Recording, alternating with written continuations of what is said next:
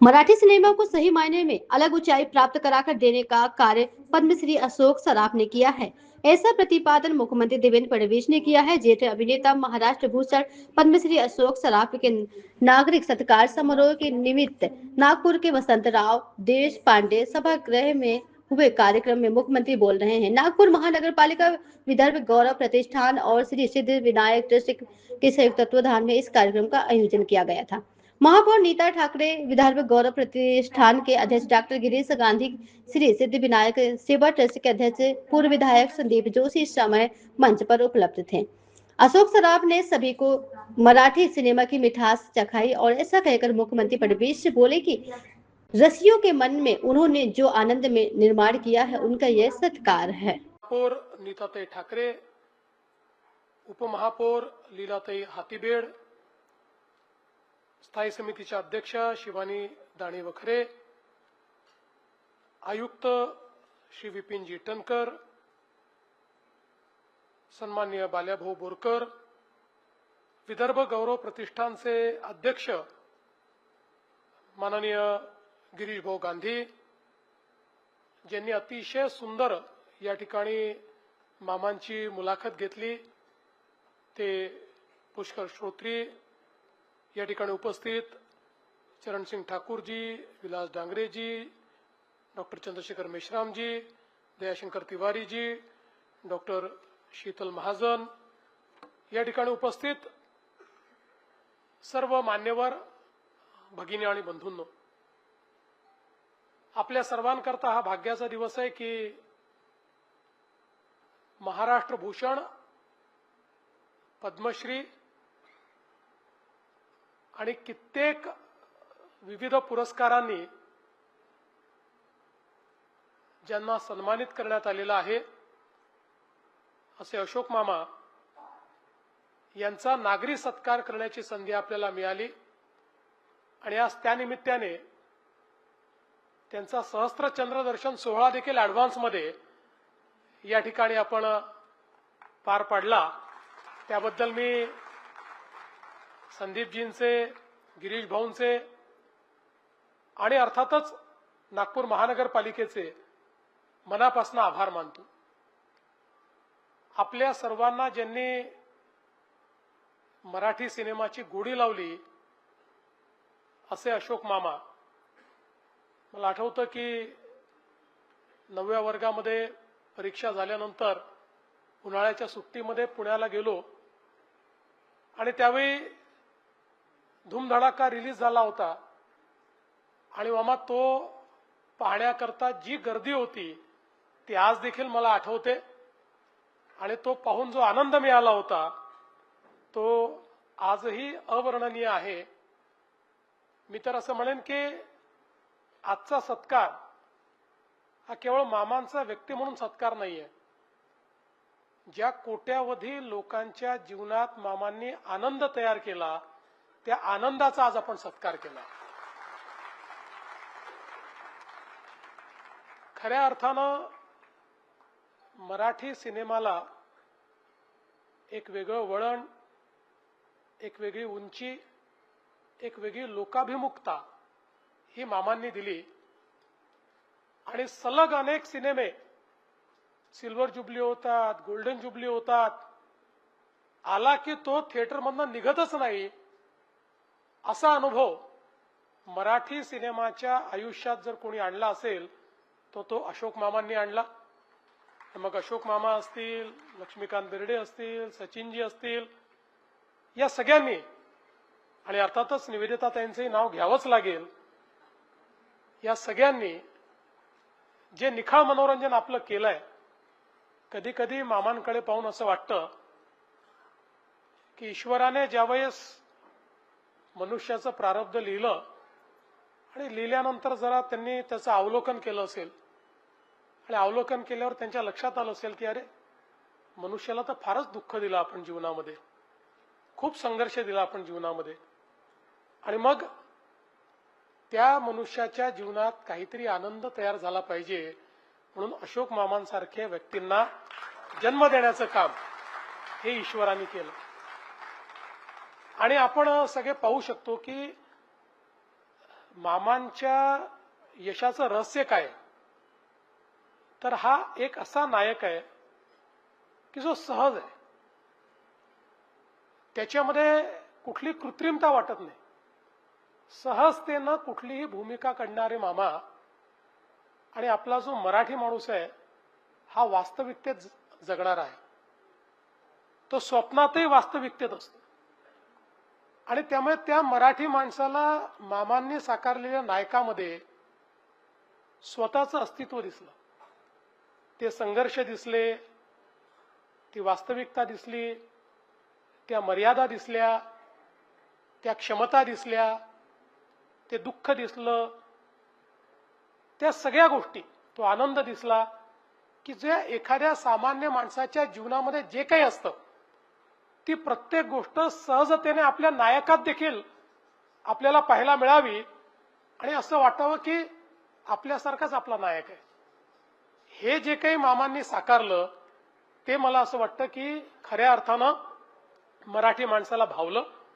आणि त्यातून मामा हे खऱ्या अर्थानं आपल्या सगळ्यांच्या मनामध्ये सुपरस्टार झाले.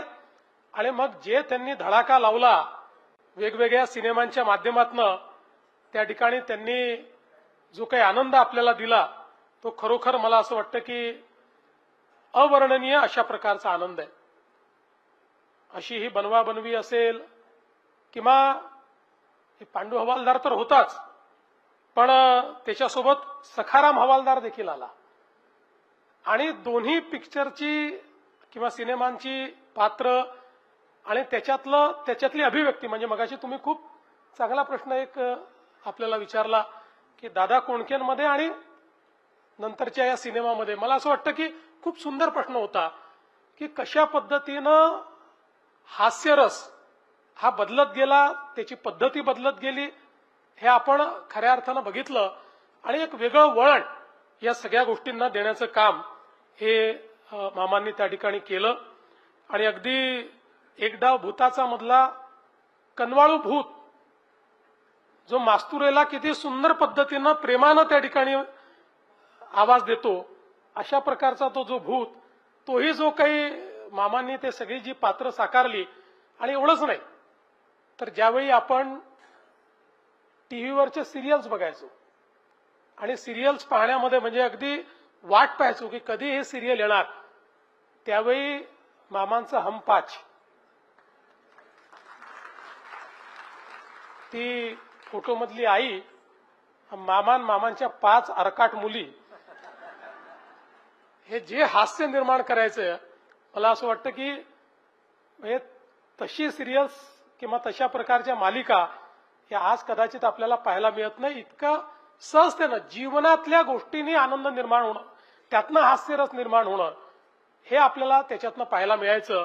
आणि म्हणून वेगवेगळ्या मामांनी मराठीसोबत हिंदी सिनेमांमध्ये देखील भरपूर काम केलं.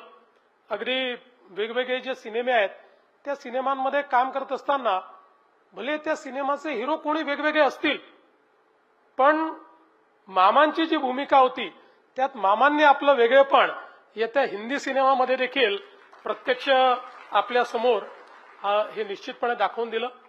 आणि अर्थातच नाटकं ही तर मामांनी सांगितलं की पहिलं प्रेम हे त्यांचं नाटक. आणि त्यामुळे मगाशी सांगितलं की 12 वर्षानंतर त्यांनी पुन्हा नाटक सुरू केलं. हमीदाबाई की कोठीसारखं नाटक असेल किंवा या ठिकाणी व्हॅक्युम क्लीनर असेल, अशी वेगवेगळी नाटकं की ज्या नाटकांच्या माध्यमातून मामांनी रंगभूमीची सेवा तर केलीच, पण मला असं वाटतं की हे जे वेगळेपण आहे आणि हे आजही मराठी कलाकारांनी जपलंय की आजही या ठिकाणी कदाचित सिनेमात काम करणारे नट हे अधिक पॉप्युलर होत असतील, अधिक प्रसिद्ध होत असतील, पण तरी देखील त्यातल्या प्रत्येकाला अभिमान सिनेमात काम करतो याचा नाही आहे, मराठी रंगभूमीवर मी काम करतो याचा अभिमान अधिक आहे. हे आमच्या मराठी कलावंतांनी या ठिकाणी जपलंय. मामांनी काही सिरियस भूमिका देखील केल्या आणि त्या सिरियस भूमिका करताना मग ज्याचा उल्लेख झाला मी पुन्हा त्याचं रिपिटेशन करत नाही, पण त्या करताना देखील एक सिद्धहस्त अशा प्रकारचा जो अभिनेता असतो, खरं म्हणजे वर्षानुवर्ष मामांना एका अशा जॉनरमध्ये आपण सगळ्यांनी बघितलं की आपल्याला हसवणारे मामा, पण त्याच वेळी तेवढ्या सिद्धहस्तपणे त्यांनी आपल्या मनात प्रवेश करून आपल्या डोळ्यात पाणी आणण्याचं काम देखील केलं. ही खऱ्या अर्थानं एक अभिनेता म्हणून त्यांची जी वर्सेटॅलिटी आहे, सर्व प्रकारचं काम करण्याची जी काही त्यांची क्षमता आहे, ती क्षमता आपण त्या निमित्ताने बघितली. एक व्यक्ती म्हणून देखील मामा अतिशय उत्तम अशा प्रकारचे व्यक्ती आहेत. सर्वांकडे लक्ष ठेवणार, छोट्यातल्या छोट्या माणसाला चांगलं वागवणार, त्याच्या अडीअडचणीला त्याला मदत करणार, अशा प्रकारचा केवळ उत्तम कलावंत नाही तर एक उत्तम माणूस म्हणून देखील मामांकडे आपण सगळे बघू शकतो. आणि म्हणूनच ज्यावेळी मामांना महाराष्ट्र भूषण मिळालं किंवा मामांना पद्मश्री ज्यावेळी मिळाली, मला असं वाटतं की अनेक वेळा शेवटी कुठल्याही व्यवसायात असलं तर थोडी रायव्हलरी असते. एखाद्याला पुरस्कार मिळाला तर दुसऱ्याला असं वाटतं की आपल्याला मिळाला नाही, पण मामा एक असं व्यक्तिमत्व होतं की त्यांना पद्मश्री मिळाली तेव्हा अख्ख्या सिनेसृष्टीने त्या ठिकाणी आनंद व्यक्त केला की योग्य व्यक्तीला त्या ठिकाणी हा पद्म पुरस्कार मिळालाय, अशा पद्धतीनं सगळ्यांची भावना ही झाली. आणि म्हणूनच मलाही जसं मामांनी सांगितलं, एवढ्यात जवळपास या सव्वा वर्षात चौथ्यांदा मामांचा सत्कार करण्याची संधी मला मिळाली. मी स्वतःला अतिशय भाग्यवान मानतो आणि मामा यापुढेही अनेक सत्कार होणार आहेत. कारण मला हे माहिती आहे की आज ऍडव्हान्समध्ये सहस्त्रचंद्र दर्शन झालंय, 1 वर्ष आधी झालंय ते, पण आम्ही निश्चितपणे तुमची 100वी देखील साजरी करणार आहोत आणि ती 100वी साजरी करण्याकरता आम्ही राहू त्या ठिकाणी अतिशय चांगल्या पद्धतीनं. आणि त्याही दिवशी म्हणजे आज बघा पुष्करजी, तुम्ही जो या ठिकाणी त्यांचं जी मुलाखत घेतली, त्या मुलाखतीनेही किती आम्हाला आनंद दिला, किती आमचं मनोरंजन केलं, कधी आम्हाला अंतर्मुख केलं, कधी आम्हाला अतिशय हसवलं. या व्यक्तिमत्वातच असं काहीतरी आहे की ज्याला पाहिल्याबरोबर आपल्याला प्रसन्न वाटावं आणि छान आजचा दिवस चांगला जाणार, अशा पद्धतीचं हे व्यक्तिमत्व. त्यामुळे निश्चितपणे ईश्वराने मामांना खूप दीर्घ आयुष्य द्यावं, उत्तम आरोग्य द्यावं. आणि मामा, तुम्ही आता ठरवलंय सिनेमे करणार आहात, पण मला विश्वास आहे 5-7 वर्षांनी पुन्हा नाटकात तुम्ही उतरले नाही तर माझं नाव बदला. तुम्हाला ती खुमखुमी येणार आणि तुम्ही रंगभूमीवर पुन्हा दिसणार आणि आम्ही ते नाटक पाहायला येणार, हे या ठिकाणी सांगतो. पुन्हा एकदा महापौरजी, आपलं महानगरपालिकेचं मनापासून मी अभिनंदन करतो. कारण शेवटी नागरी सत्कार ज्यावेळेस आपण करतो, तो नागरी सत्कार हा महापालिकेने करायचा असतो. त्यामुळे महापालिकेने हा पुढाकार घेतला.